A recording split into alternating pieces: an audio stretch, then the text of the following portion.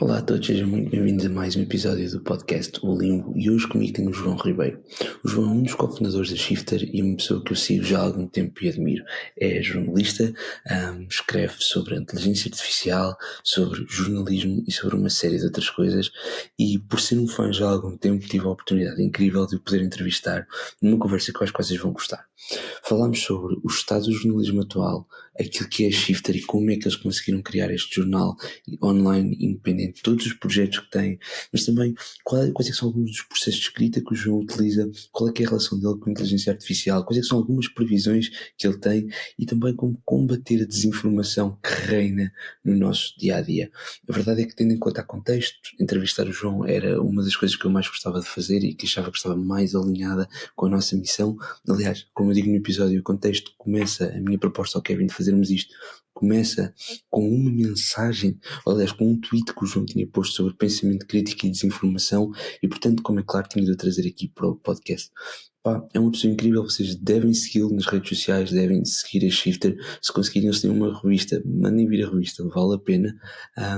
E sem mais demoras, fiquem com a minha conversa com o João da Shifter.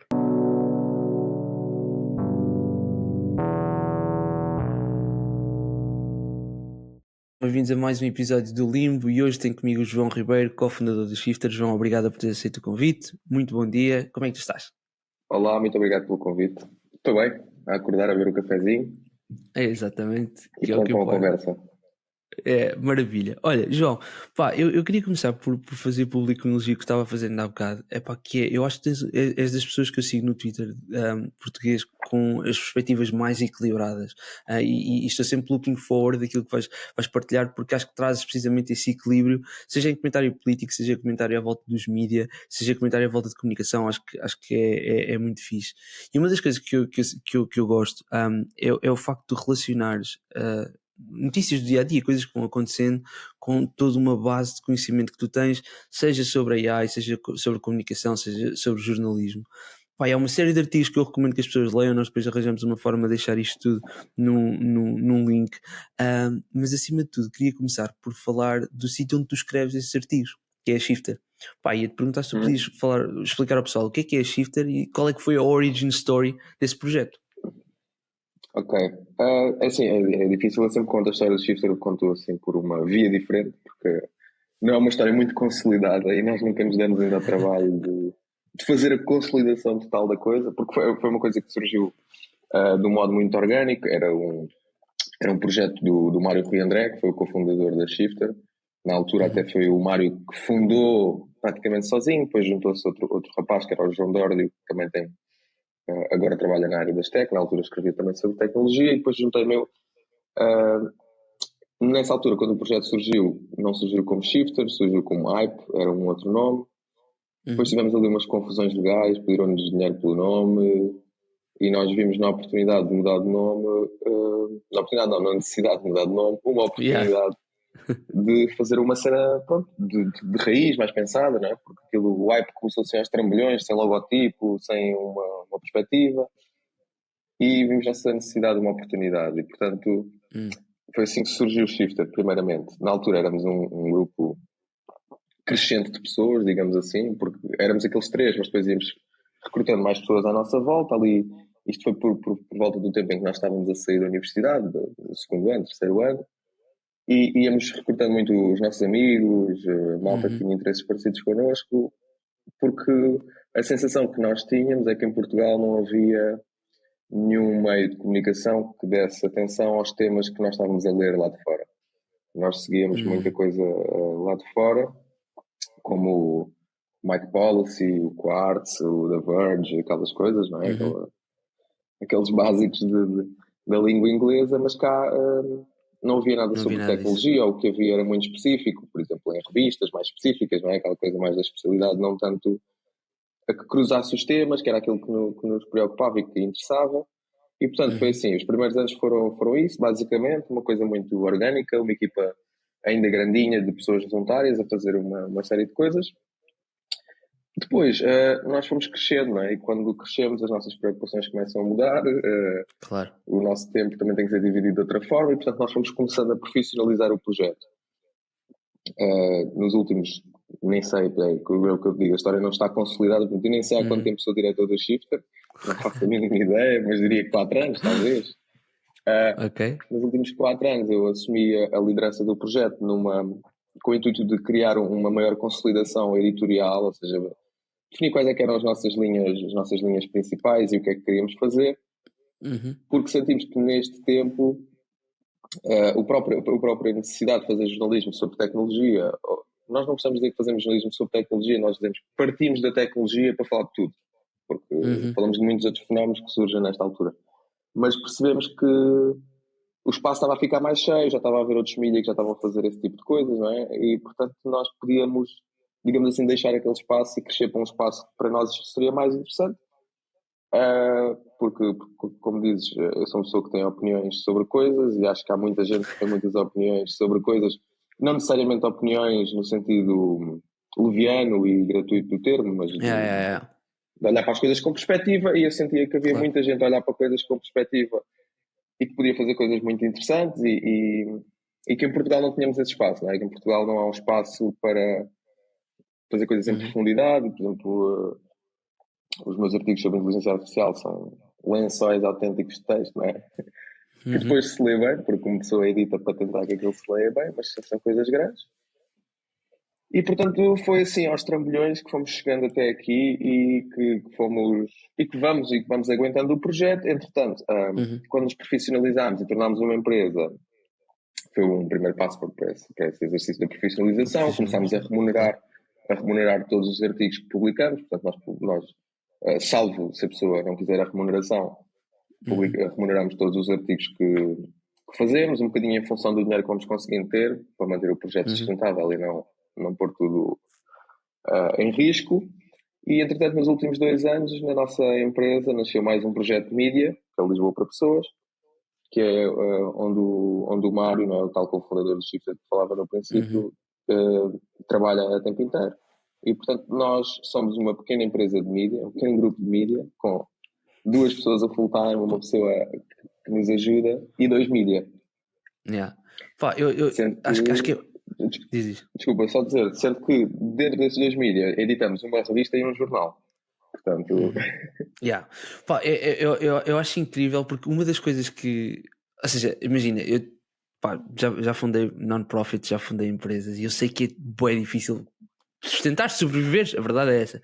Pá, e fico bem contente de saber que há recursos suficientes para vocês se irem mantendo, porque acho que é importante, porque lá está, acho que aquilo que estavas a dizer, aliás, no tu puseste um tweet que eu achei espetacular, que é: o público finalmente tem uma parceria com o Washington Post e os posts que escolhem são sobre fazer tostas, e aquilo que tu estavas a dizer, ou seja, lá fora tu tens uma série de temas que são abordados de uma determinada forma que em Portugal não havia tanto essa perspectiva, principalmente, como estavas a dizer, e bem, à volta da tecnologia. Acho que o Shifter preenche isso de uma forma muito interessante. Ao mesmo tempo falaste dos lençóis de texto e pá, este podcast vai ser fixe para ti, porque eu te vou elogiar uma carrada de vezes, porque eu acho que tu fazes uma mistura bem fixe entre ter informação que é densa, pá, mas um estilo de prosa bem bom, estás a ver? E então imagina, é aquilo que estás a dizer, é um lençol, mas lê-se bem. É muito porreiro. Olha, sim, eu fico especialmente contente com esse elogio. Eu luto muito para tentar escrever bem. Eu luto muito e a mim interessa-me muito escrever um bom texto. Interessa-me tanto quanto aquilo está factual que se leia bem. É uma coisa muito, muito importante para mim.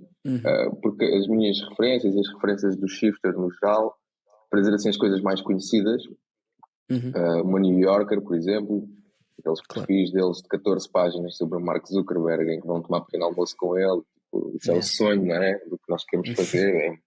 O perfil do William McCaskill do Effective Altruism, em que ele começa o perfil a ouvir uma chamada do Trump. Alguém está a falar com o Trump. É fantástico. Ou The Atlantic, por exemplo. E porque nós acreditamos nesta ideia de que escrever bem também é pensar bem, não é? E também é ajudar os outros a pensar bem. Tipo, não é só escrever bem por escrever bem. Porque é uma forma de te ajudar a articular pensamentos, não é? E automaticamente de clarificar aquilo em que tu pensas. E a verdade é que eu digo isto muitas vezes. Eu acho que ler, seja livros, artigos, o que quer que seja, ler é uma espécie de cheat code para a vida. Porque tu consegues, imagina, tu passaste horas e horas a pensar sobre a AI, e a escrever, a destilar aquilo de uma determinada forma, num artigo que me demora 10, 15 minutos a ler com atenção e a tomar algumas notas, e de repente eu tenho 6 horas, ou 5 horas, ou 4 horas, ou 10 horas do teu trabalho destilado em 15 minutos. Pá, eu acho que isso é uma coisa que as pessoas simplesmente não valorizam o suficiente. Para mim, acho que faz-me confusão.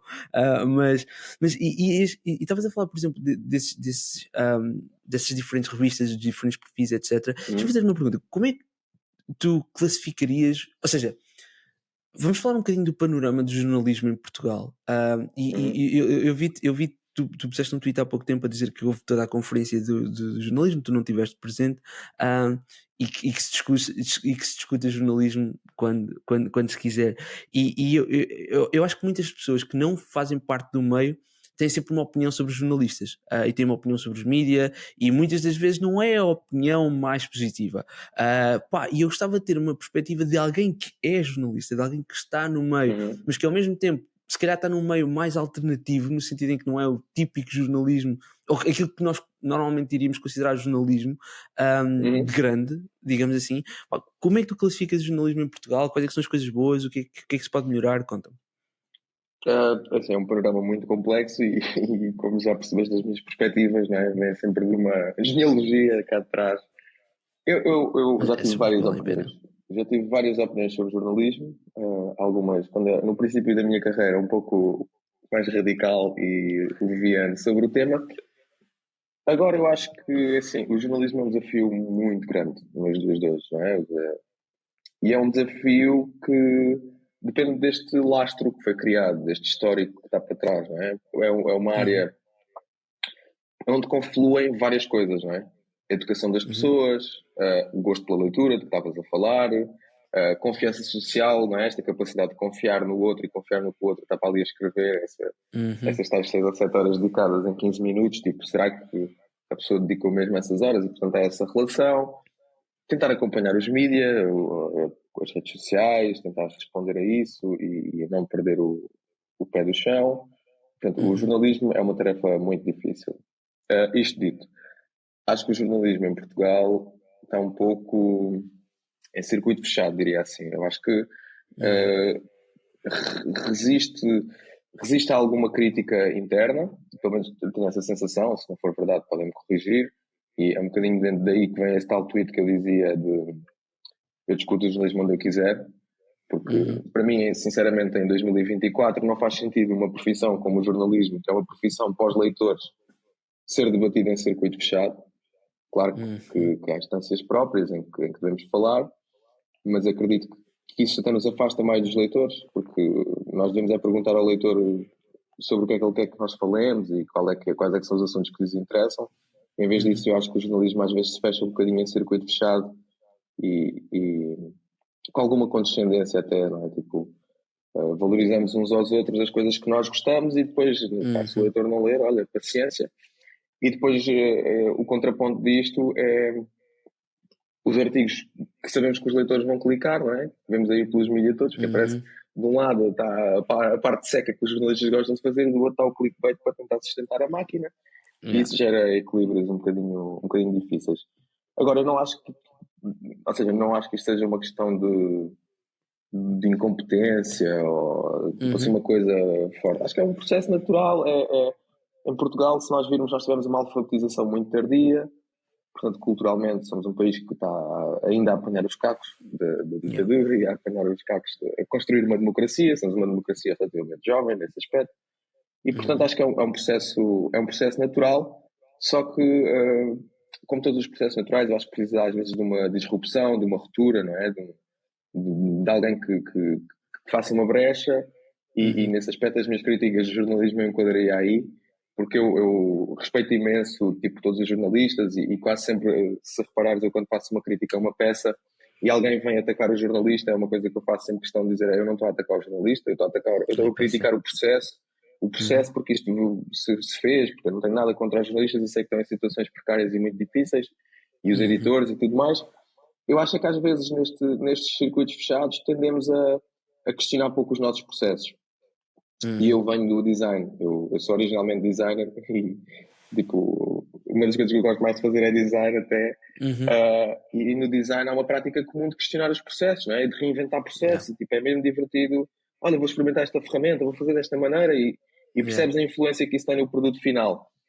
E eu acho que é um bocadinho por aí que eu tenho uma perspectiva sobre como as coisas podem ser organizadas de forma diferente, sobre uma relação diferente que se pode estabelecer com os leitores através de artigos diferentes, de formas de estar diferentes.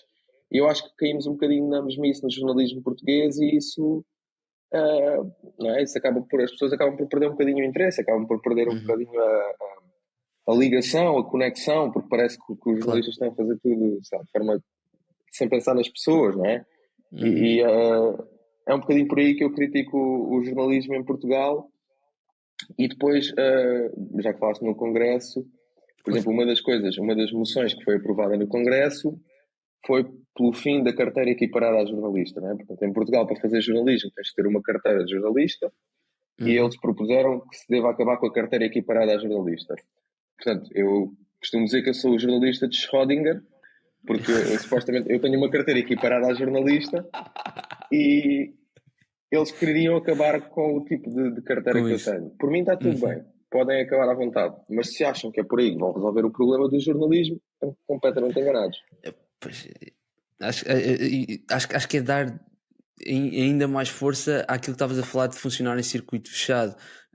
Eu estava a partilhar esta ideia de ser muito os jornalistas entre si, fazia-me lembrar um bocadinho. A minha formação original é em música, eu fui músico durante alguns anos e estudei jazz, pai, fazia-me lembrar e fez-me lembrar isso, ou seja, um circuito de jazz em tempos que houve em Portugal que era tudo muito fechado e era para aquelas pessoas, não estavas a tocar para o público, estavas a tocar para aquelas pessoas específicas que era quem que querias agradar e porque eles eram a elite, digamos assim, pá, mas depois ias beber cerveja e ias queixar-te, pá, mas ninguém vai ouvir a música, pá, pois não, porque tu também não estás a fazer um esforço para perceber o que é que as pessoas querem ouvir, e às vezes as pessoas vinham isso como estás-te a vender, pá, não tem nada a ver com isso, tem a ver com perceberes qual é que é a margem entre fazeres uma coisa e ouvires a opinião daqueles que são os teus pares e as pessoas que percebem de uma forma muito mais profunda aquilo que estás a fazer, e ao mesmo tempo perceberes o que é que as pessoas que estão à tua volta e que vão acabar por consumir o teu conteúdo ou vão acabar por te dar força e gerar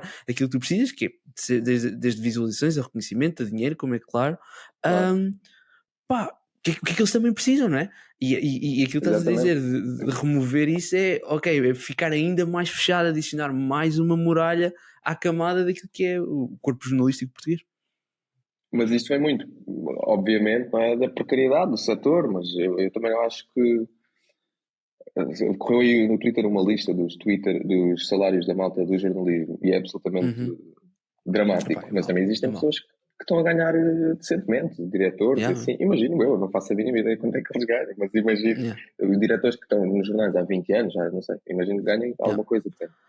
Acha que depois, ou seja, com aceleração, não é? Aquela coisa, fica difícil às vezes parar um bocadinho para pensar. Há um rapaz no Twitter que é o Gonçalo Será, que ele costuma dizer que os editores em Portugal têm Twitter brain, não é? Tipo aquela coisa de muitos assuntos ao mesmo tempo e depois fica difícil de pensar nos assuntos todos. Há uma frase que eu estou sempre a parafrasear do Bruno Latour, que ele escreveu um livro já há muito tempo chamado We Have Never Been Modern, que ele diz qualquer coisa como, tipo, no telejornal podemos ir de um vírus em África até à guerra na Rússia, a guerra na Ucrânia, por exemplo, mas nunca percebemos o que é que une uma coisa e outra, não é?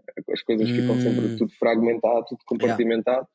E eu acho que a minha visão do jornalismo e a visão do jornalismo que nós tentamos fazer no Shifter tenta opor-se um bocadinho a isso, tenta fill the gap, ver as ligações, ok, saiu o ChatGPT, mas o que é que estava para trás do ChatGPT? Isso não surgiu do nada, isso não foi ligação espontânea, temos sempre muito essa tentativa de perceber de onde é que isso veio, para onde é que isso vai, não é? E tentar também depois cruzar isso com temas, com outras coisas. Acho que o jornalismo, o mainstream também tem este problema de, às vezes, como tem espaço e tempo muito reduzido, fecha o assunto numa redoma, não é? E este assunto não toca no outro e hoje em dia tudo toca em tudo, não é? Hoje em dia, tipo, o o que define melhor o tempo que vivemos é a falta dessas barreiras, não é? Eu estou sempre a dizer isto, não é? Nos social media, os músicos, os jornalistas, os trolls, estão todos a competir uns com os outros por atenção e, portanto, Claro.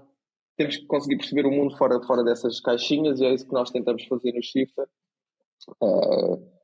Sempre de uma forma um bocadinho, sabe, vou dizer, ingrata, porque é sempre um trabalho, não é? De partir pedra, de muito esforço, e tipo, eu percebo que não haja outros mídias não tenham este espaço e este tempo. É por aí que eu digo, tipo, não há muita gente nos mídias. O último artigo que eu publiquei sobre a moderação de conteúdo, eu demorei na boa, tipo, uma semana e meia.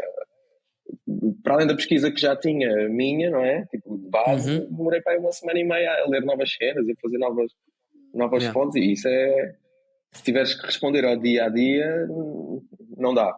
Agora, assim, eu acho que em Portugal ainda há muito espaço para criar e para a pluralidade. Eu acho que às vezes nós tendemos, não é? Eu também às vezes digo uma coisa que é, parece que em Portugal todos os jornais queriam ser só um, não é? Que é tipo, não se posicionam. Tipo, parece que estão todos a competir por centro. Pela mesma coisa. Por centro.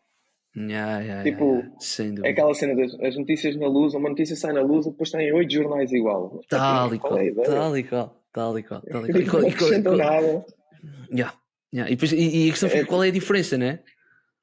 É como se fosse as bandas só a tocar covers, não é? Tipo, agora as bandas dedicavam tudo a tocar covers e não criavam nada. É que é mesmo isso. E é engraçado, tu estavas a falar dessa desconexão entre os diferentes temas no telejornal e estava a lembrar-me e a pensar que não sei até que ponto é que isso não é uma coisa que já vem, já estamos habituados a isso. Ou seja, há um livro muito bom chamado Dumbing Us Down, de um homem chamado John Taylor Gatto. Ele era um educador, eu trabalho nessa área e gosto muito de manter perspectivas. Ele tem uma ideia de que há uma série de coisas na sociedade que resultam da forma como nós organizamos a educação e a escola. E uma das coisas que ele partilha é que não há uma continuidade nem uma ligação entre as coisas numa escola. Ou seja, tu estás a ter geografia até às 11h45 e ao meio-dia vais ter espanhol. E depois ao meio-dia e 45 vais ter ciências naturais ou economia, ou o que quer que seja. É tipo, funcionamos todos por blocos sem nunca perceber qual é que é a ponte de ligação entre essas coisas todas. E é engraçado ou seja, é óbvio ver isto na educação, e assim que tu disseste telejornal pensei, é óbvio perceber essa estrutura ali também, não é? E a forma como nós perdemos esse contexto, perdemos essa ligação. Agora, é aquilo que tu dizes, né? Acho que nem toda a gente pode dar-se ao trabalho de criar essas pontes, mas acho que ao mesmo tempo há espaço para o fazer, e é aquilo que tu dizes, adorei, todos os jornais querem ser só um, se calhar há espaço para cada um deles se posicionarem em coisas diferentes, e é uma coisa que acaba por não acontecer. Deixa-me só dar um passo atrás para te fazer uma pergunta. Tu estavas a falar sobre a questão dos processos e de questionar processos e de vires do design. Partilha só um bocadinho connosco antes de entrarmos a fundo na questão dos teus temas. Quais é que são os teus processos de escrita ou de pensamento, digamos assim? Como é que tu tratas esta área da tua vida? Como é que qual é que é o teu processo para isso? De pensamento é um caos autêntico e por isso o Twitter serve para escoar. Mas só antes de partir eu estavas a dizer isso do pedagogo que estavas a falar, eu estava-me a lembrar de uma frase da Marina Garcês, que é uma filósofa espanhola, catalã, que eu vou entrevistar muito em breve, e ela diz uma frase muito engraçada que é: as pessoas no mesmo corredor de um centro de investigação não sabem o que é que a pessoa da porta ao lado está a investigar. E isso acontece imenso em todas as áreas, e isso é um problema, não é? Tipo, ainda por cima com as redes sociais, tipo, nós conhecemos melhor a pessoa que seguimos do que a pessoa que está ao nosso lado. Então, tipo, esses gaps ficam enormes. Voltando aos meus processos, basicamente, em termos de ideias, tipo, estou sempre a disparar. O mais difícil é segurá-las. O mais difícil é segurá-las, porque eu tenho um bocado de déficit de atenção, sou um bocado... e quando digo que tenho um bocado de déficit de atenção, não é tipo vangloriar e romantizar a coisa, mas real, não conseguir mesmo estar fixo numa ideia e estar de ideia para ideia.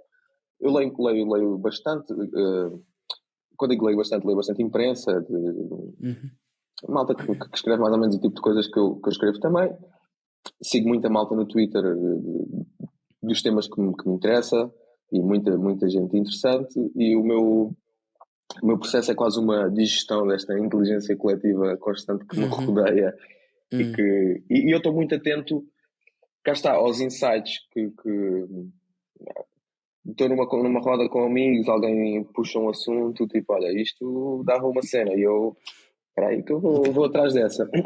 E fico algum tempo ali a fazer, faço sempre uma pesquisa preliminar, de perceber isto já foi falado em Portugal, não foi, qual é o espaço que teve, quem é que foi ouvido, mais ou menos, o que é preciso aí.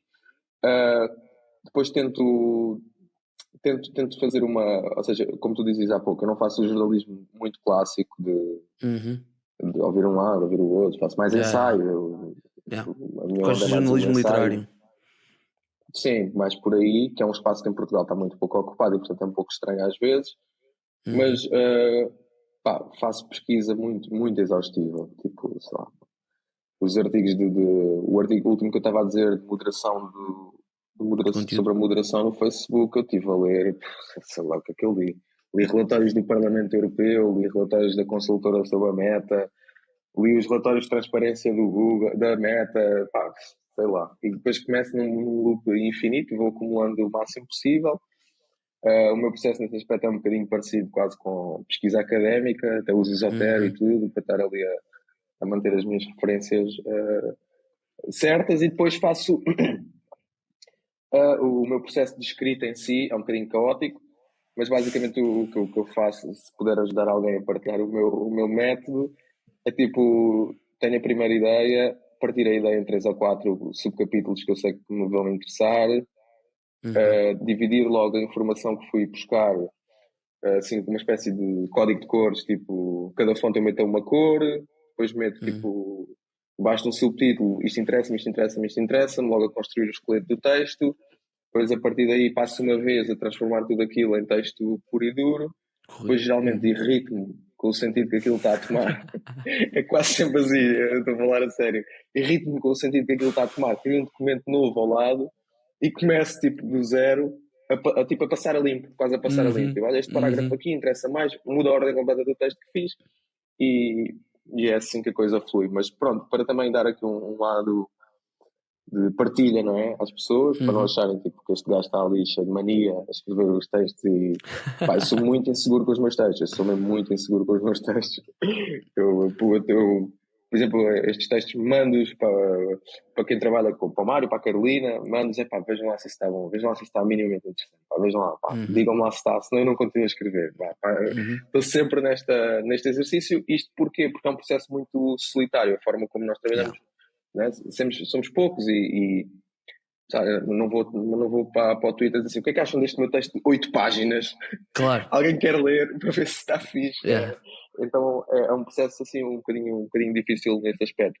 Mas eu acho que uma coisa que é muito importante e que eu tento fazer é não pesquisar só quando vou fazer aquele tema.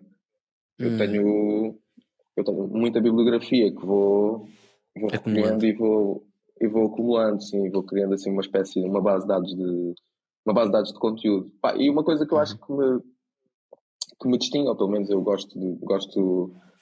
sinto que me define e portanto sinto que de alguma forma me distingue, é que eu escrevo muito sobre coisas que estão ali na linha da ciência social, não é? Mais da abordagem social e intelectual à coisa, mas eu gosto muito de ciências exatas. Eu vim no secundário, estudei biologia e essas coisas de ciências numa escola, e como quando estavas a falar da escola, eu acho que eu concordo contigo que a educação é fundamental, não é?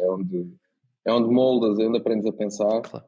E eu tenho que sempre fazer este elogio porque a minha escola foi espetacular. Eu fiz coisas científicas fantásticas na escola, tipo testes de DNA, estás a ver? No secundário.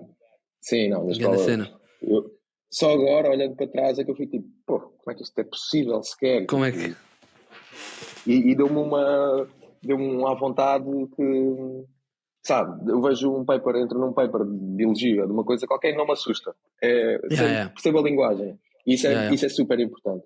Isso é super importante e eu acho que é uma das cenas que as pessoas se devem tentar treinar em si, é tipo lidar com diferentes linguagens, com diferentes tipos. Há coisas que são são códigos próprios e não são assim tão complexos. Tipo, não é assim tão importante tu perceberes qual é a equação que está ali no paper, desde que tu percebas qual é a lógica que está por trás daquela equação. E eu acho que isso é uma cena muito importante, as pessoas habituarem-se a tipo. E às vezes a não perceber, tipo, não percebeste agora, continua a ler, que já vais perceber, isso já vai encaixar, já vai fazer sentido. E eu acho que essas são as cenas que eu destaco no meu processo, é essa liberdade, estás a ver? Pronto, ok, não estou a perceber, vou tentar aqui ver quando é que este círculo fecha, pá, e às vezes não fecham. Eu tenho artigos, já tenho um artigo enorme, são umas 16 páginas, um ensaio sobre redes sociais, nunca saiu e nem sei se algum dia vai sair e está tudo bem, está ali e tem uma grande pesquisa e está bacana, mas como eu não tenho ainda um fecho para aquilo, ou seja, aquele argumento ainda não está, tipo, eu não sei o que é que vou dizer dali, sim, ainda fica ali. Portanto, eu acho que essa liberdade e essa criar espaço para as coisas entrarem é o fundamental. Pá, acho que incorporas bem uma. Eu dou aulas para uma empresa americana que é a Socratic Experience, que funciona com base no diálogo socrático, e a ideia base do fundador é esta ideia de vamos agarrar em textos difíceis e vamos lê-los e tentar dar o nosso melhor para perceber o que lá está, basicamente. Pá, e acho que é muito isso que tu estás a dizer, e que eu acho que faz boa falta, sabes? É que nós, hoje em dia, tu olhas para uma linguagem que não percebes, e quando estamos a falar de linguagem, estamos a falar literalmente de outra língua. É tal coisa, abrir um paper de biologia, ou mesmo abrir um artigo que seja difícil, não é? E que não esteja escrito com uma prosa que seja assim tão fácil. Pá, e uma pessoa lê o primeiro parágrafo, é difícil, e pensa, não, deixa estar, vale a pena. Pá, e o que é que acontece? Isto faz com que de repente eu só leia aquilo que é fácil, e quando eu só leio aquilo que é fácil, a minha opinião vai ser, pá, fácil, não é? Ou seja, vai ser fácil de perceber porque é que pensas não sei o quê. Só que o problema é que depois há uma série de falhas estruturais nos argumentos que as pessoas depois apresentam, que vêm do facto de tu compreendeste a cereja no topo do bolo, só que não há bolo, não é? Pá, e é por isso é que é importante o jornalismo que estás a fazer. E acho que um dos casos perfeitos onde isso acontece imenso é precisamente sobre a inteligência artificial, onde de repente toda a gente tem uma opinião, seja ela, pá, vai ser a pior coisa de todos os tempos e vamos morrer aqui todos, seja ela, pá, máxima velocidade, vamos embora, temos a ter AI em todo lado, que vem de opiniões, lá está, do topo de uma pirâmide sem nenhuma base. E entrando por aí, acho que a minha primeira pergunta seria qualquer coisa como: o que é que tu achas sobre esta questão das diferentes opiniões sobre a AI, mas acima de tudo, como é que tu começas a escolher, ou seja, como é que escolheste esta área como a área onde vais estar mais presente?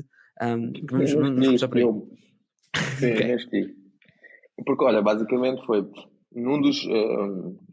Na altura que eu estava já a dirigir o Shifter e como um dos responsáveis editoriais, começou a surgir uma das primeiras ondas. Não primeiro, diria, uma das segundas ondas desta década em que a AI teve um grande hype, não é? Sendo a primeira a IBM, não me lembro, o Watson, a segunda o AlphaGo e essas coisas assim da DeepMind, e a terceira o ChatGPT, mais ou menos assim, nesta década, pronto. E havia um hype em torno da AI, eu lembro-me que era o feed da tua rede social tem AI, a tua torradeira tem AI, tudo tinha AI, e nós, editorialmente, sempre tivemos aqui um compromisso de tentar ser honestos e não usar muito linguagem de marketing, não é? E eu comecei a tentar definir o que é que era AI para nós no Shifter, ou seja, o que é que nós vamos chamar AI. E entrei no loop e nunca mais saí. Porque eu tenho muito interesse naquilo que estavas a falar dos diálogos socráticos, da ideia socrática. Eu tenho um grande interesse pela filosofia, é uma área, é tipo assim o meu backbone, onde eu gosto de parar, é a filosofia, é assim, os textos mais conceptuais, não é? Aquela coisa mais com espaço, e há uma frase que eu estou sempre a dizer também do Mark Fisher, no outro dia fui à televisão e disse esta frase, que é: os jovens querem ler Nietzsche como quem come um hambúrguer, mas ler Nietzsche é a dificuldade de ler Nietzsche, não é comer um hambúrguer. Estás a ver? É um bocado nessa lógica que eu às vezes abraço os temas, e foi um bocado nessa lógica que eu abracei esse editorial sobre inteligência artificial, do género, tipo, o que é isto afinal? isto não há de ser assim tão simples, não é só uma coisa assim tão grande, tão boa, não pode ser assim tão simples, tipo, não pode, não dá. E então o que eu comecei a fazer foi uma pesquisa muito, muito longe da tecnologia, curiosamente, porque ainda nem havia grandes coisas de GPTs na altura, estou a falar de 2021, 2022, e comecei a escrever um pequeno ensaio sobre a questão filosófica da inteligência das máquinas. E fui lá atrás, fui ao Leibniz, fui àqueles filósofos que pensaram as relações da inteligência com os sistemas, não é? Se um sistema mecânico consegue ser um reflexo das suas capacidades, essas coisas todas. E isso deu-me assim uma grande bagagem, fiquei muito, muito interessado no tema.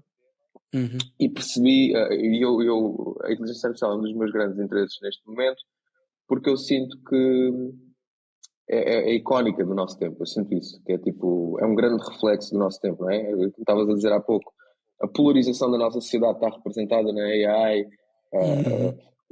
os discursos comerciais sobreporem-se aos discursos críticos, está completamente na AI, a redução da complexidade, até a própria ideia de, por exemplo, uma coisa que me interessa imenso é a relação retroativa entre o que chamamos de inteligência e o que nós achamos que é inteligência, não é? Tipo, se nós começarmos a dizer muito inteligência artificial é isto, inteligência artificial é isto, nós vamos começar a acreditar que ser inteligente é determinada coisa que a inteligência artificial é.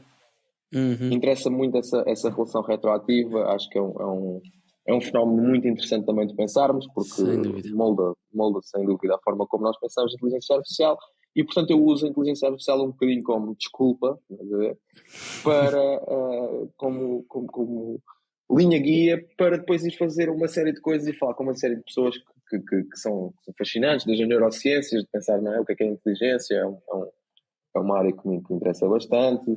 Depois o lado mais político, não é? Uma Meredith Whittaker, aquelas coisas do Seinel, o lado mais crítico. Depois a própria ideia, estou-me a lembrar da Emily Bender, dos linguistas, não é? A própria, se formos à inteligência artificial, à parte específica do Natural Language Processing, NLP, vem a parte da língua, não é? Isto é língua, isto é mesmo língua, ou só a parte formal da língua e não a parte do conteúdo, e como é que isso se relaciona com o humano. Acho que é uma área que encapsula muitos debates, muito complexos, e eu tenho um pouco este vício da complexidade, este vício destes temas onde há vários cruzamentos, e porque, ou seja, quando a coisa está muito aí para um lado, eu também sinto necessidade de criar algum contrapeso do outro. Claro. E este tema, eu acho que é um caso paradigmático em Portugal. Tens muita gente que percebe muito da AI e que tem muito boas opiniões sobre a AI em Portugal. Muita gente mesmo, tipo, pessoas com quem eu tenho cruzado em conversas, a professora Helena Muniz, o Luís Sarmento, o Joe Payton, tipo, não quero nomear para não ficarem muitos nomes de fora, mas tens muita gente até que teve, tipo, sei lá, envolvidos no desenvolvimento de coisas a sério, tipo, o Hugo Penedon esteve na DeepMind, o Luís Sarmento esteve no desenvolvimento da Alexa, tem gente mesmo top, o professor Mário Figueiredo, que eu também entrevistei recentemente, a Joana Sá, também entrevistei recentemente. Pronto, muita gente muito boa, só que depois, assim, essas pessoas estão no lugar delas, normalmente na academia ou nas empresas, a fazer coisas, e é preciso haver, cá está mais uma vez, fill the gap entre este conhecimento especializado e o público. E eu acho que como tem alguma convergência de alguns saberes, de algumas capacidades mínimas, consigo fazer essa ponte, consigo fazer esse cruzamento. Pá, para mim é um privilégio conseguir aceder a esses espaços. Tipo, eu gosto muito de ir à Champalimau e depois, tipo, gosto mesmo. Era sítios que eu gostava de trabalhar como investigador quando era miúdo, né? Ver, tipo, aquela coisa de querer ir para o laboratório, e agora posso aceder a esses sítios através do tema. Por isso, o meu interesse às vezes é um bocadinho egoísta, não é? Egoísta no bom sentido. Sim, egoísta no bom sentido. Tipo, eu tiro prazer do que estou a fazer, desta exploração, e isso também ajuda, cá está, depois há aquela parte do processo que eu estava a dizer, de ser um processo mais livre, não é? Tipo, eu leio as coisas com gosto, não estou a ler aquilo, tipo, ai que sacrifício, tenho que estar aqui a ler estas coisas, não é? E eu acho que isso ajuda bastante, mas pronto, basicamente é isso. Claro, pá, e é bem fixe porque há 3 ou 4 áreas, acredito eu, do ponto de vista de hoje em dia no panorama social, pá, onde a convergência de temas que são supostamente tão diferentes é clara. Por exemplo, a AI, como tu acabaste de dizer, é um excelente exemplo disso, porque tu tens a parte política, tens a parte social, tens a parte filosófica, não é? E há uma série de coisas que vêm dessa perspectiva, e que eu acho que eu num dia estava a ter esta conversa com um aluno meu e estava-lhe a dizer que eu, por exemplo, vejo o empreendedorismo um bocadinho na mesma linha, no sentido em que há uma junção entre aquilo que é ciências e humanidades. E eu acho que hoje em dia há muitas pessoas que caem para o lado da ciência, e dizem aquelas pessoas que acham que estão na vanguarda daquilo que está a acontecer, mas não percebem que qualquer coisa que estejam a construir, estão a construir num panorama cultural que é criado pelas humanidades, e portanto há quase que aquela supremacia ilusória, na minha perspectiva, da ciência, que é a ciência exata, e que não percebe que a ciência exata está a ser utilizada para criar produtos, ou para criar ideias, ou para seguir uma linha que é definida pela cultura. E o contrário também acontece, onde ficamos tão presos à questão da ciência social e ficamos tão presos à questão da cultura, que nos esquecemos que é importante haver aqui um lado científico e um lado que vai bastante para a frente. Pá, eu acho que a AI é um tema que está precisamente aqui no meio, é por isso é que eu acho tão interessante. Tu fizeste uma grande pesquisa sobre tudo isto, já, como estavas a dizer, já entrevistaste uma série de malta. Ao mesmo tempo, acredito que tenhas acesso àquilo que é a opinião mais desinformada, vamos chamar assim, das pessoas, que se calhar vem alimentada por mil e uma fontes diferentes, ou por mil e um receios diferentes. Pergunta: quais é que são neste momento algumas das opiniões que achas que a maior parte das pessoas pode ter em relação à AI, que estão fundamentalmente erradas? E qual é que seriam melhores opiniões ou melhores ideias para termos na nossa cabeça para olharmos para esta área? É difícil, é assim. Eu acho que primeiro fazer uma ressalva, ou seja, opiniões erradas não é propriamente um blame game, não é? Tipo, as pessoas. Certo, sem dúvida. Exato, coitadas, levam com uma tecnologia que é super complexa, como eu costumo dizer, nem os próprios programadores percebem completamente a AI, e isto não é um exagero, é verdade. It is what it is. E portanto, cá está, como dizíamos há pouco, as coisas são comunicadas sem contexto e sem toda a genealogia, e portanto as pessoas são um bocadinho vítimas dessas más concepções. Eu acho que agora que o hype do ChatGPT já está a passar, e digo isto com alguma confiança, que o hype já está a passar, a coisa já se está a acalmar. Mas no princípio do hype do ChatGPT vimos coisas surreais. Dizem que os computadores pensam. Eu não consigo lidar com essa. Porque assim, eu acho que, sobretudo, o que eu acho que é importante é. E há um. Eu queria fazer a referência do que vou dizer, mas não vou fazer, não lembro com certeza, que é. Tu, para usares uma coisa como uma ferramenta, tens de saber para que é que ela serve, senão nunca vais usar da forma correta. Da forma correta. Tu podes martelar com uma garrafa e tipo, até certo ponto aquilo pode funcionar, não é? Mas às tantas partes na tua mão e tipo, as consequências existem, exato. Tipo, e é mais isso que me preocupa, é mais esse lado. E é mais esse lado, tipo, até aquela coisa do Dunning-Kruger, não é? Tipo, as pessoas quando acham que sabem, isso é que me preocupa mais. Quando as pessoas acham que já perceberam e tipo, agora é que I cracked the code. Tipo, não sabes. Tipo, nem eu sei, não faço a mínima ideia. Há certas circunstâncias que são cinzentas. Eu acho que, ou seja, se eu tivesse que dizer qual é que é um problema, não é, assim, na opinião pública da AI, é demasiadas certezas. Eu lembro-me de ter debates no Twitter, por exemplo, no princípio disto, e eu recordo com graça. Com carinho. Não levo, exato, carinho. Não levo minimamente a mal as pessoas que acreditavam em coisas que eu acho que não fazem sentido nenhum, mas lembro-me de ter um debate, mal para dizer, tipo, pá, isto daqui a uns anos o contacto humano vai ser uma coisa premium, porque o ChatGPT vai substituir os humanos no marketing e nisto e naquilo e no outro. É tipo, pronto, se vocês acham. Porque pronto, o que acontece é que há uma entrevista que nós publicamos na nossa revista passada sobre inteligência artificial. Acontece um fenómeno que é a sublimação da AI, não é? Tipo, a AI parece que é uma magia. E então, tipo, é super fácil acreditar. Tipo, why not, não é? Porque não? Tipo, se é assim tão inteligente, e o Joseph Weizenbaum, em 1967, já escrevia isso, que é tipo, a inteligência artificial é a convergência de duas ideias que são muito fortes culturalmente. Que é a ideia de inteligência, não é? Inteligência é tipo, o supra-sumo da nossa cultura é a inteligência, e a ideia de máquina. Porque a máquina é uma coisa que para nós é uma coisa que nunca falha. Então, se juntas a inteligência à ideia de máquina, é tipo, é um transformer perfeito. É, tipo, é uma inteligência que nunca falha. E essa concepção é muito fácil para nós de assumirmos. E depois, mesmo que nós tenhamos possamos ter esta consciência crítica, no momento, eu dou este exemplo também frequentemente, tu quando pesquisas no Google, aparecem 90 resultados, no mínimo, não? Um batelão de resultados. E isso comunica-te incerteza. Enquanto no ChatGPT ou nos modelos de linguagem, ele dá-te uma frase uma e tu resposta. ficas tipo, isto deve ser Tá bom. Se feito. ele diz que é isto, deve ser isto. E portanto, esse lado de tipo quase autoconfirmatório, essa parte é a parte que eu acho que em termos de inteligência artificial é mais preocupante para mim, porque é um bocadinho como nas redes sociais, não é? Nas redes sociais nós vamos acreditando sempre que, estes algoritmos, não, são espetaculares, isto é fantástico. E depois, quando criamos um monstro, desinformação, polarização. Tipo, agora é que estás a apanhar isso. E a AI acho que pode ser um bocadinho a mesma coisa, porque os modelos de linguagem é produzir conhecimento, que eu não diria produzir conhecimento, diria produzir texto sintético, e muitas vezes podem produzir coisas erradas. Eu no outro dia no Twitter estava a falar sobre isso. Uma professora publicou uma coisa que o aluno tinha posto na bibliografia ChatGPT. E eu perguntei, genuinamente, e partilhei esta história porque eu acho que é elucidativa, se aceitavam uma referência que dissesse só ChatGPT. Porque dizer só ChatGPT não diz nada. Não quer dizer nada. Para mim, uma referência que podia ser aceitável seria o ChatGPT com o prompt e a versão do ChatGPT. Para nós conseguirmos perceber minimamente o que é.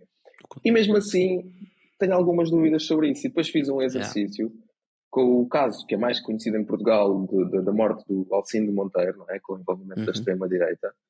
E fiz 2 sessões lado a lado. E numa disse, descreve-me o caso do Alcindo Monteiro e a Associação da Extrema-Direita, e noutra disse, descreve-me só o caso do Alcindo Monteiro.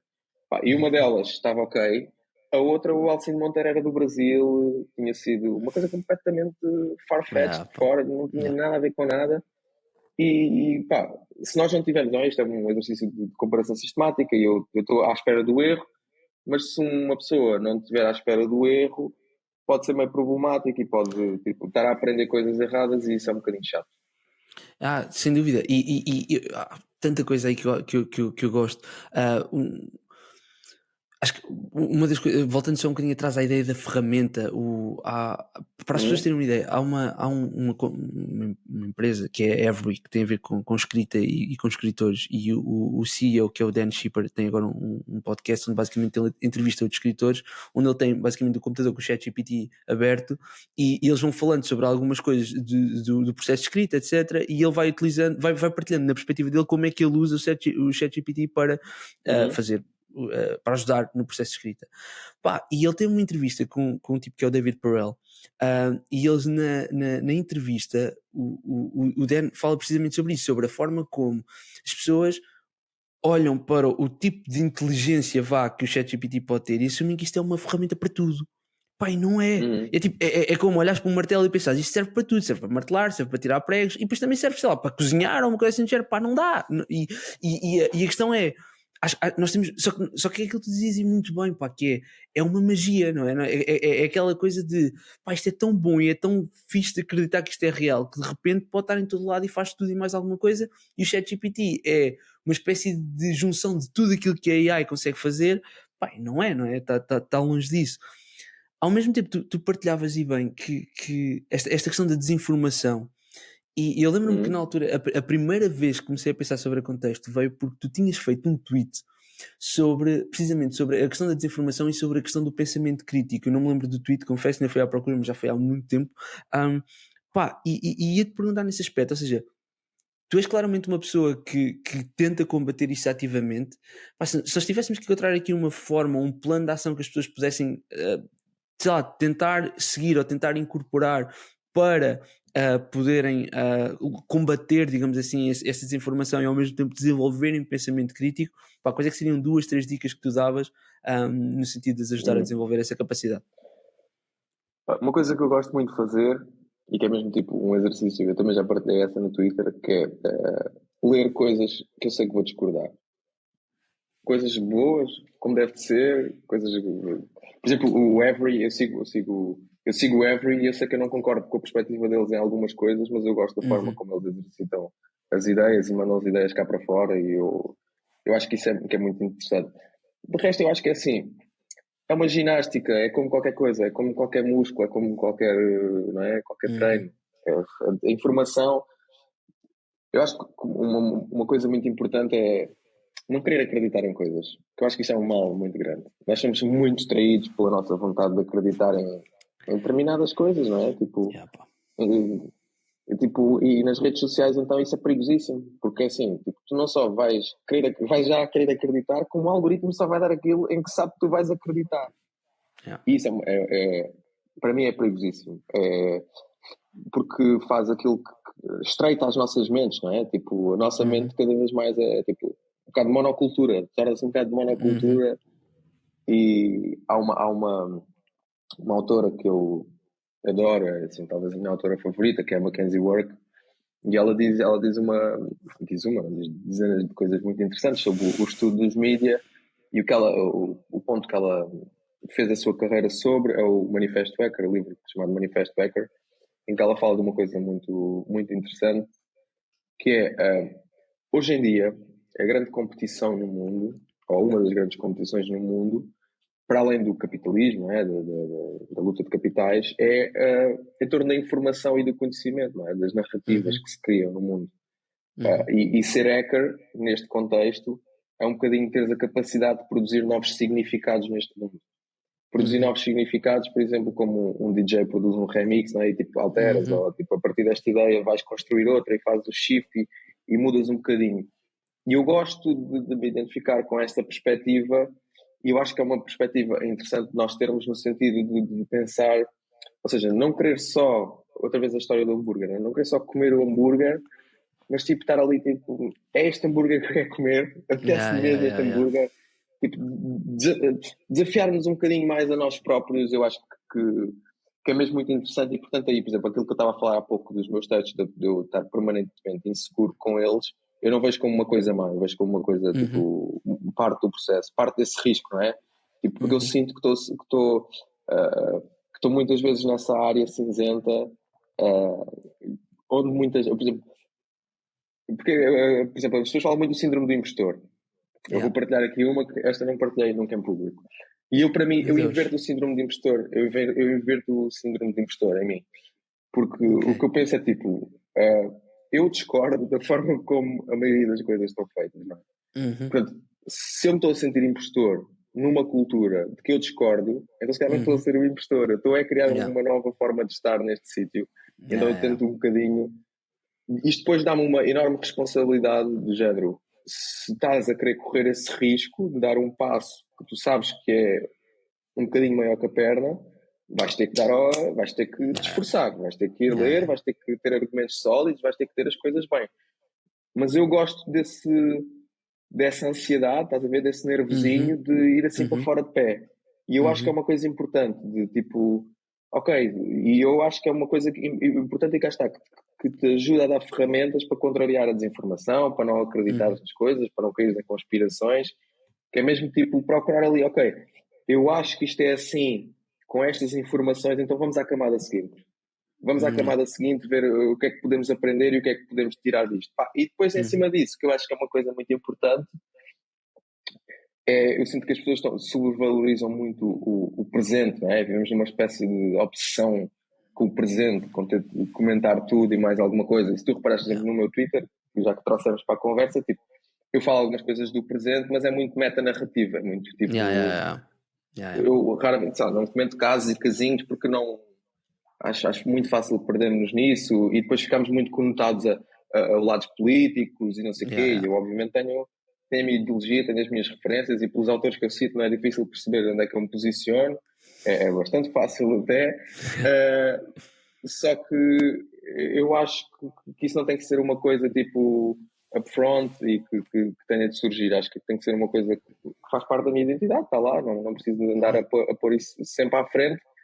E também exercitar isto no consumo de informação. Sabe? Eu não faço ideia, a mínima ideia, se as pessoas que eu vou entrevistar são de esquerda, são de direita, são isto, são aquilo. Pá. faço o mínimo background check do seu trabalho, do que é que fizeram, de quais é que são as suas ideias principais e que me interessam, mas não estou tipo, não leio este mídia porque é de direita ou porque é de não sei o quê. Não, se calhar até vou ler porque é de direita ou porque é disto ou porque é daquilo para confrontar a minha perspectiva. E eu acho que esse desconforto eu diria assim, é o segredo para manter esse espírito crítico. Pá, eu acho que é chato que hoje em dia, ou seja, nós quando olhamos para alguém que tem um conjunto de ideias, pá, é chato perceber que há pessoas que não estão sequer abertas a perceber a ideia daquela pessoa a partir do momento em que uma das ideias se identifica com uma noção de esquerda ou direita. Pá, e acho que isso é sem dúvida parte daquilo que podia ajudar a trabalhar o espírito crítico ou o pensamento crítico cá em Portugal. É precisamente essa ideia de, pá, lá está a ver as pessoas para além de, ou seja, em vez da primeira pergunta, ou em vez de parte daquilo que eu penso é quando eu vou entrevistar esta pessoa, deixa eu ver qual é que é o background político, tipo, qual é que é a ideia? Porque a minha questão é precisamente essa, pá, há um debate de ideias que pode acontecer sem um debate político estar presente, ou sem, não diria sem um debate político, se calhar é difícil, mas sem uma ideologia estar a manchar, digamos assim, ou a ditar aquilo que vai acontecer no debate. E acho que isso ajudava sem dúvida. E acho que outra coisa que tu falaste bem é precisamente a perspectiva de vivemos bué presos as últimas 48 horas, não é? Ou as últimas 24 horas. Às vezes a questão é a notícia sai e se eu passar de 5 minutos não tenho um take, estou atrás, né? Exagerando, mas é muito esta corrida no atrás. Pá, e que depois não te permite perceber o que é que está na base daquilo que é o agora. E aquilo que está é, ok, deixa-me lá ver o que aconteceu há 50 anos, há 100 anos, há 200 anos, há 300 anos, e fazer esta busca ativa pelo passado. Ou não sei, não numa perspectiva saudosista, mas numa perspectiva de informação, de perceber, ok, deixa-me perceber de onde é que isto vem, não é? Pá, e acho que a questão da AI, eu estava a ver alguém que dizia que a perspectiva extremamente negativa e apocalíptica à volta da inteligência artificial que muitas pessoas mais velhas têm é uma sequência ou é um reflexo de terem vivido durante a Guerra Fria e durante a questão nuclear e de continuarem numa busca eterna de qual é que é a bomba nuclear, porque são pessoas que foram educadas a sentir que podia haver uma guerra nuclear há não sei quanto tempo, portanto a guerra nuclear desapareceu, pá, eles estão na busca eterna disto, de qual é que é a próxima coisa que vai arrebentar com isto tudo, né? Pá, e eu não me lembro de onde é que li isto, mas acho que faz todo sentido, e a questão é que quanto mais eu conseguir olhar para trás e perceber, ok, estamos a agir desta forma, hoje há desinformação, porque há não sei quanto tempo atrás fizemos isto e aceitámos isto e optámos por tomar estas decisões. Acho que isso sem dúvida queria ajudar. Pá, João, olha, sinto que podíamos estar à conversa durante mais uma hora, mas eu vou tentar respeitar o teu tempo e o tempo da malta que está a ouvir. Pá, tinha só uma última... Se quiserem fazemos uma segunda volta. Pá, bué, adorável. Aliás, sabes o que é que eu curti bué de fazer? Vou falar com o Kevin para fazermos isso. Pá, acho que era bué fixe fazermos um evento presencial a falar um bocadinho sobre isto e talvez trazer-te a ti, pessoal da Shifter, pessoal aqui, tentarmos pensar como é que podemos fazer isso. Vamos pensar e depois fazer-te uma proposta. Temos que refletir isso. Mas antes disso, pá, mais uma vez dizer-te, eu acho que a tua insegurança é uma coisa boa, é aquilo que permite que a qualidade dos textos seja aquela que é, pá, dizer que é muito boa, mais uma vez, pá, mesmo, e por favor, continua, porque há malta que quer muito continuar a ler com perspectiva informada em Portugal. Pá, última pergunta de todas, se as pessoas quiserem falar contigo, se as pessoas quiserem seguir o teu trabalho, como é que podem ajudar, o que é que podem fazer, conta-nos. Pronto, olha, eu queria só arrematar aquilo que tu estavas a dizer com força, claro. Que eu gosto muito, que é um livro do Benjamin Labatou que se chama When We Cease to Understand the World, em português chama-se Um Verdor Terrível, e ele conta a história do Fritz Haber, e eu estou sempre a contar a história do Fritz Haber, não é? Que resumidamente foi o senhor que inventou o fertilizante que permite que na Terra existam 7 mil milhões de pessoas, mas também inventou o gás que matou os judeus durante o Holocausto. E portanto, às vezes nós tendemos muito a querer ver só o lado positivo ou só o lado negativo das coisas e depois temos paradoxos destes na humanidade que são gigantescos, não é? Por exemplo, também temos falado do Oppenheimer e da bomba atómica e das quantidades de avanços científicos que vieram atrás da bomba que matou toda a gente. E portanto, eu acho que a perspectiva histórica que ele diz de olhar para trás às vezes também é para perceber estas coisas, não é? Porque nós não conseguimos perceber as consequências das coisas em 48 horas e temos que temos que ter esse exercício. Por exemplo, o artigo que eu já referi várias vezes aqui sobre a moderação de conteúdos, eu fui olhar para 2021 e 2022, porque é aquilo que temos dados já consolidados do que é que aconteceu efetivamente, e portanto, se não olharmos minimamente para trás, basicamente não estamos a perceber de onde é que vemos as coisas, isso é muito importante. Quem quiser continuar a acompanhar é fácil, shifter.pt, os meus textos estão disponíveis online e periodicamente nas revistas que nós vamos publicando. Estamos agora a fazer uma revista que está a ficar muito, muito fixe, sobre pessoas com deficiência e neurodiversidade, onde trouxemos uma série de pessoas para falar na primeira pessoa, temos algumas entrevistas muito interessantes, uma outra tradução em princípio também, e portanto vai ser uma revista que estamos muito entusiasmados, porque é um tema que cá está, que é tipo um bocadinho fora de pé, e dá-nos esse desafio, essa adrenalina de explorar, de ser exploratório. E como já disse várias vezes nesta conversa, o Twitter, estou terminalmente online, respondo a toda a gente, sigo toda a gente, não... Sou acessível, não sou aquela pessoa que não responde. Pá, no máximo, às vezes estou com cadeado, porque se os meus tweets ficarem com muita gente, eu não gosto muito daquela confusão do Twitter, porque eu gosto mesmo é de aprender e trocar umas boas ideias, não gosto daquela loucura. Portanto, no máximo 1 ou 2 dias até responder, porque está com cadeado à espera que faça o entusiasmo. O meu e-mail também é fácil de encontrar e pá, tipo... E quando digo, não estou a dizer isto de forma gratuita, eu tento responder às pessoas, aos convites, aos desafios, tipo, tu és um exemplo, não é? Acedi facilmente e tenho muito, muito gosto em participar nestas coisas porque, pá, eu acredito muito que esta revolução, não é? Digamos assim, de trazer Portugal para, assim, para um lugar um bocadinho acima, no conhecimento, na tecnologia, no empreendedorismo, também não vir as costas a isso, começa por baixo e tento começar por baixo. E isso é o que eu realmente acredito. Portanto, olha, obrigado pelo convite, foi uma bela conversa. João, obrigado foi incrível. Sim, senhora. Obrigado. Para o pessoal que estiver a ouvir, já sabem, podem subscrever o Limbo no YouTube, no Spotify, em qualquer plataforma de podcasts. Vão seguir a Shifter, vão seguir o João e vemos no próximo episódio. Adeus.